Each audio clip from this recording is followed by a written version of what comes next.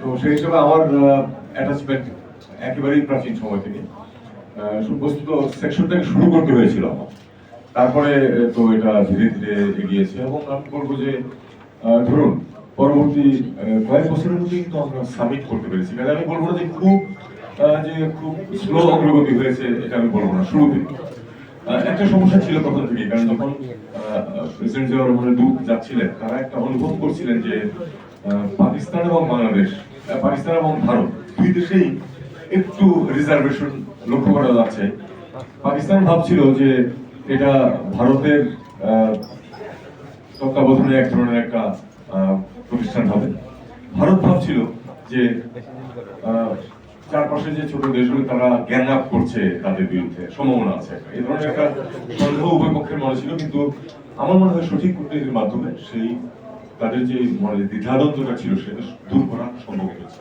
যে কারণে দেখুন, যদিও যে রহমান সাহেবের জীবদ্দশায় হয়, কিন্তু তারপর খুব তাড়াতাড়ি কিন্তু আমাদের প্রথম সামিট হয়ে গেল একেবারে, এবং একটা স্ট্রাকচারটা দিয়ে গেল, একটা চার্টার হয়ে গেল। সাফল্যটা ভালোই ছিল এবং এর কারণে কিন্তু আপনার প্রত্যাশাও সৃষ্টি হয়েছিল অনেক, যে আমরা যেহেতু এত তাড়াতাড়ি এতটুকুতে আসতে পেরেছি, নিশ্চয় আরো অনেক অগ্রগতি হবে। একটা জিনিস আমাদেরকে মনে রাখতে হবে, দক্ষিণ এশিয়া ছিল বস্তুত একমাত্র অঞ্চল পৃথিবীতে যাদের কোনো ধরনের আঞ্চলিক সহযোগিতা ছিল না।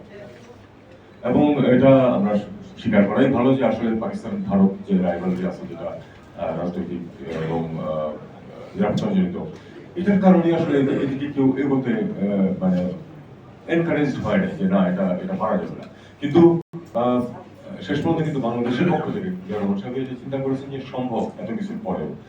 চার্টারে অনেক লিমিটেশন আছে সার্ফেস, যে যেমন দ্বিপাক্ষিক কোনো বিষয়ে এখানে আলোচনা করা যাবে না।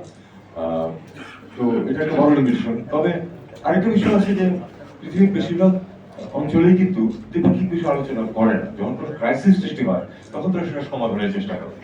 এটাই হলো স্বাভাবিকভাবে চলছে। আর যে কোনো নতুন দেশের অন্তর্ভুক্তি সব গ্রুপিং এ কিন্তু সবার সম্মতি আছে, এমনকি ইউরোপ, সেখানেও কিন্তু সম্মতি ছাড়া যেতে পারে। আমরা জানি যে ন্যাটোতে অন্তর্ভুক্তি দেখেছিল আগে, যেটা ঝামেলা হলো তুর্কি আপত্তির কারণে। কাজে এগুলি অস্বাভাবিক কিছু না, তার মধ্যেও অগ্রগতি সম্ভব। প্রতি বছর সামিট হওয়ার কথা ছিল, প্রতি বছর হয়, আপনারা জানেন স্ট্যাটিস্টিক্স অলরেডি আসছে আপনাদের কাছে। তারপরেও কিন্তু একটা মোটামুটি ধরুন, ঠিক আছে এই বছরটা হলো, আগামী বছর হয়ে যাচ্ছে। আমরা সমস্যায় পড়েছি গত 10 বছর যাবত যে কোনো সামিট হচ্ছে না। কেন সেই আলোচনা আমি যেতে প্রয়োজন পড়ে, আপনারা সবাই জানেন। সামিটে সব সমস্যার সমাধান হয়ে যায়, আঞ্চলিক সমস্যা তা কিন্তু নয়। কিন্তু একটা বিরাট সুবিধা আছে এই যে শীর্ষ বৈঠকে যেটা হয়,